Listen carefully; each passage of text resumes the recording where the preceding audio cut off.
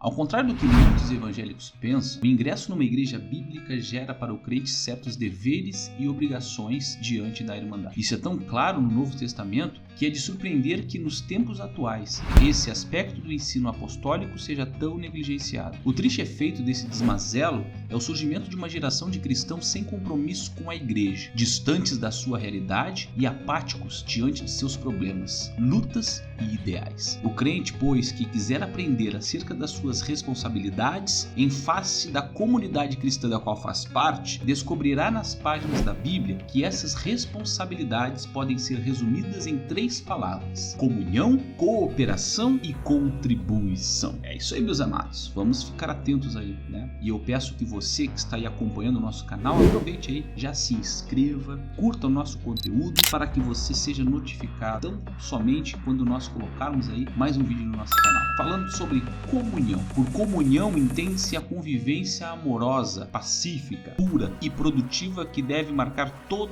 ajuntamento cristão. Sendo a princípio amorosa e pacífica, a comunhão cristã revela o sentido da verdadeira unidade e com isso mostra ao mundo que a igreja é uma autêntica comunidade de discípulos de Jesus. Leia João capítulo 13, verso 35. E como isso ocorre? Bom, é simples. A unidade que caracteriza o convívio cristão revela que os membros da igreja estão unidos, o mesmo sentimento que houve também em Cristo Jesus. Filipenses 2:5. Provando assim que são seus verdadeiros seguidores. O texto que mais ajuda na compreensão disso está lá em Filipenses, no capítulo 2, do verso 1 ao 8. Essa passagem trata do que os teólogos chamam de autoesvaziamento, ou do grego kenosis, de Cristo. Nesse texto, Paulo ensina que o Senhor não se apegou aos magníficos privilégios que tinha antes de se encarnar. Em vez disso, entre aspas, se esvaziou, ou seja, deixou para trás o esplendor da sua glória, fez-se homem e assumiu a forma de servo e humilhou-se até a morte de cruz. Do versículo 5 ao 8 está escrito isso. Observe que essa passagem talvez seja a mais rica da carta aos Filipenses, em termos de conteúdo doutrinário. Foi escrita por Paulo precisamente com a finalidade de ilustrar como se deve ser a disposição do coração dos crentes no convívio entre si. Afinal, estamos aqui falando de comunhão. De fato, após ensinar que os filipenses deveriam ter seu ajuntamento marcado por essas características: amor, compaixão, unidade, humildade e desprendimento, o apóstolo Paulo resumiu todos esses itens num exemplo magnífico, apontando para o autoesvaziamento do Senhor. É pois como se dissesse: irmãos, sejam amorosos e humildes no seu convívio, ou seja, imitem o Senhor. Assim como ele se esvaziou por amor de nós, abrindo mão de sua glória real, esvaziem-se vocês também no trato de uns com os outros, abrindo mão de sua glória imaginária. Bem, meus amados, assim a base do apelo à comunhão cristã amorosa não é o simples anelo pela paz social, mas sim a cristologia ortodoxa, que destaca a disposição humilde do Filho de Deus, apontando-a como um modelo a ser seguido pelos discípulos no cultivo de um relacionamento que tem entre si. Agora, negligenciar, pois, essa comunhão ou militar contra ela é, em último caso, desprezar o exemplo dado por Cristo em sua encarnação, humilhação e morte. Ainda falando sobre a comunhão, meus queridos, a comunhão cristã, além de amorosa e pacífica, também deve ser produtiva. Não basta ao membro da igreja ser apenas um cara legal, um amigo bonzinho que nunca se disponha com os outros. Mais do que isso, sua aproximação com os irmãos deve também promover crescimento, consolo e correção. No fundamento desse ensino está, por exemplo, a ordem de Jesus dirigida a Pedro: e quando você se converter, fortaleça os seus irmãos. Lucas 22:32. Mostrando que a restauração da comunhão com Deus deve ser seguida de trabalho em prol da saúde espiritual da igreja. Há também a verdade ilustrada por Paulo na figura da igreja como organismo vivo, no qual cada crente deve atuar como membro singular, usando seus dons e desenhando suas funções em favor do crescimento do todo. Meus queridos, finalmente existe a firme exortação dirigida aos cristãos hebreus, ordenando que eles não deixem de se congregar. O que chama atenção nessa ordem é que o autor bíblico não diz que a conduta oposta ao abandono da congregação é apenas apenas voltar a reunir-se. Em vez disso, ele diz: mas procuremos encorajar-nos uns aos outros. Hebreus 10, 25. E com isso, dando a entender que o contrário de abandonar a igreja é mais do que frequentá-la. É frequentá-la realizando um trabalho de aconselhamento, correção, admoestação e consolo.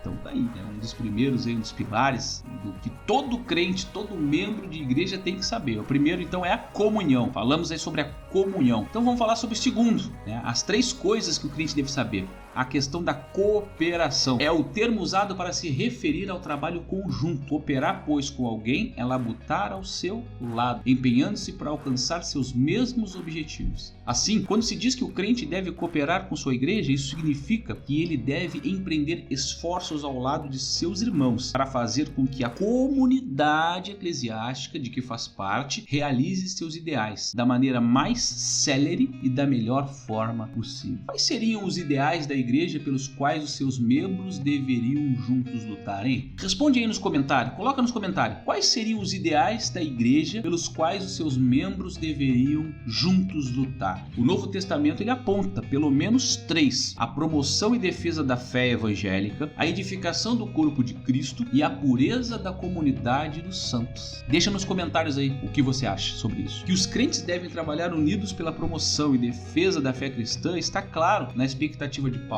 Em relação aos irmãos de Filipe, sobre de quem ele anelava ouvir que pertenciam, firmes num só espírito, lutando unânimes pela fé evangélica. Quanto ao empenho conjunto, visando a edificação do corpo de Cristo, sua base mais nítida encontra-se em Efésios 4,16, quando ele fala que o corpo de Cristo, isto é, a igreja, edifica-se em amor, segundo a justa cooperação de cada parte. Aliás, conforme destacado no subtítulo anterior, esse deve ser um dos objetivos da comunhão cristã verdadeira. Já no tocante à cooperação dos crentes entre si, tendo em vista a pureza da igreja, o fundamento desse ideal pode ser verificado em 1 Coríntios 5,7, texto em que Paulo ordena que a igreja, como um todo, tome sobre si a tarefa de lançar fora o velho fermento do pecado. Note-se que os coríntios deveriam fazer isso quando estivessem reunidos, de maneira que o trabalho de purificação da igreja fosse coletivo. Meus amigos, na prática, a colaboração do crente na busca desses alvos tão importantes do povo de Deus pode assumir os mais diferentes contornos. Ministrar uma aula ou apagar uma louça para que essa mesma aula possa ser ministrada são igualmente formas de cooperar com o ideal de defesa e expansão da fé. De forma semelhante, o irmão que recebe com simpatia o visitante e o irmão que vai ao salão de cultos em que esse mesmo visitante é recebido estão cooperando com o ideal sagrado de promover a verdade que liberta. Também o crente que exorta um irmão em particular dentro de uma sala e o crente que troca a lâmpada queimada dessa mesma sala em que a exortação é feita, laboram lado a lado em prol da pureza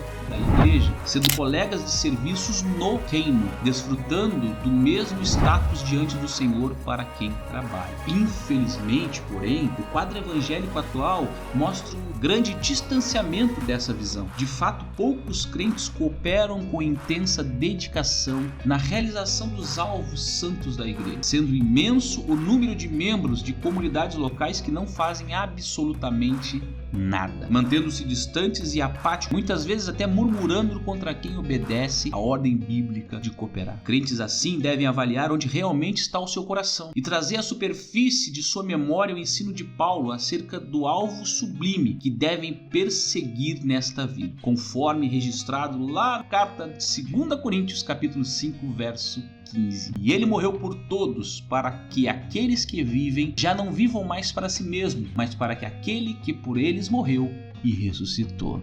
E o último atributo que todo cristão deve saber, e o que todo membro de uma congregação cristã devia saber, é a respeito da contribuição. Uma forma branda de legalismo controla a prática de muitas igrejas evangélicas. Esse legalismo leve se expressa especialmente na obrigação imposta aos crentes de, entre aspas, pagar o dízimo, tomando como base a lei mosaica. De fato, a lei de Moisés exigia que os israelitas entregassem o dízimo de tudo ao Senhor, sendo sendo certo que, nos dias de Jesus, essa norma ainda vigorava, já que ele nasceu sob a lei e, por isso, até aprovou a obediência a essa regra. Porém, com a morte do Senhor, uma nova fase começou. A nova aliança, diferente da mosaica, apontando Cristo como o novo sumo sacerdote diante de Deus, trouxe mudança de lei, livrando o crente das exigências do código imposto a Israel no deserto. Isso faz, entre outras coisas, com que os dízimos dos cristãos sejam semelhantes aos de Abraão e Jacó, homens que viveram antes da entrega da lei a Moisés e que, assim, deram seus dízimos não por obrigação legal, mas voluntariamente, como demonstração de gratidão, como demonstração de compromisso e como demonstração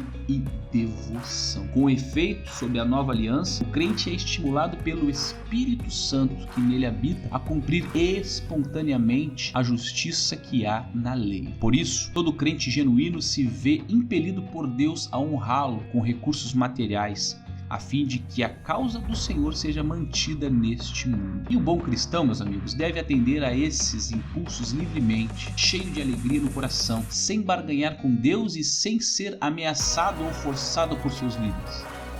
Surge então a pergunta: que necessidades e deveres recaem sobre a igreja local para que seus membros sejam sensíveis ao estímulo do Espírito Santo e contribuam financeiramente com ela? A resposta é muito simples. O Novo Testamento ensina que sobre a igreja pesa o dever de enviar recursos para obreiros que estão passando por dificuldades no trabalho que realizam. Paulo diz que dádivas assim apresentadas são como uma oferta de aroma suave, um sacrifício aceitável e agradável a Deus. Paulo diz que dádivas assim apresentadas são como uma oferta de aroma suave, um sacrifício aceitável e agradável a Deus. Lá em Filipenses 4. É ainda claro no Novo Testamento o costume de a igreja auxiliar nas despesas de quem viaja como missionário aprovado por ela. O socorro material de irmãos que são verdadeiramente carentes é também responsabilidade da igreja, de quem fazem parte, caso não tenham família. Além disso, a igreja tem o dever de sustentar os pastores que a governam e ensinam bem, sendo esse tipo de obreiro digno de seu salário. Aliás, o ensino de que os ministros de Deus devem receber recursos materiais da igreja se constitui num dos princípios defendidos por Paulo com mais vigor e veemência. Quer saber? Leia lá 1 Coríntios 9, de 4 a 14. Ora, pesando todos esses deveres sobre a igreja local, além das despesas comuns próprias de qualquer organização, de onde devem vir os recursos para sua realização? Do Estado? Dos incrédulos? Das empresas ou entidades simpatizantes do Evangelho? É certo que não. Os crentes individuais é quem devem ser a fonte de todos esses recursos. O Novo Testamento mostra que mesmo os cristãos mais pobres se dispõem a assumir esse papel quando atende ao impulso do Espírito que habita em cada um de nós e são agraciados por Deus com o desejo de contribuir. Então, finalizo aqui este vídeo. Comunhão, cooperação e contribuição, conforme visto nesta série, essas três palavras encerram praticamente a totalidade dos deveres do crente em relação à igreja local de que é membro. À luz do exposto, todos esses deveres têm sólido fundamento nas Escrituras, o que faz com que não sejam opcionais para o crente. Sendo assim, cada cristão em particular deve levá-los muito a sério e ajustar sua vida a eles. Com certeza, isso fará muita diferença na construção de igrejas fortes nesta era de fraqueza. Que Deus abençoe a sua vida rica e abundantemente. Que Deus faça resplandecer o seu rosto sobre ti e te dê a paz. Um forte abraço e até o próximo vídeo.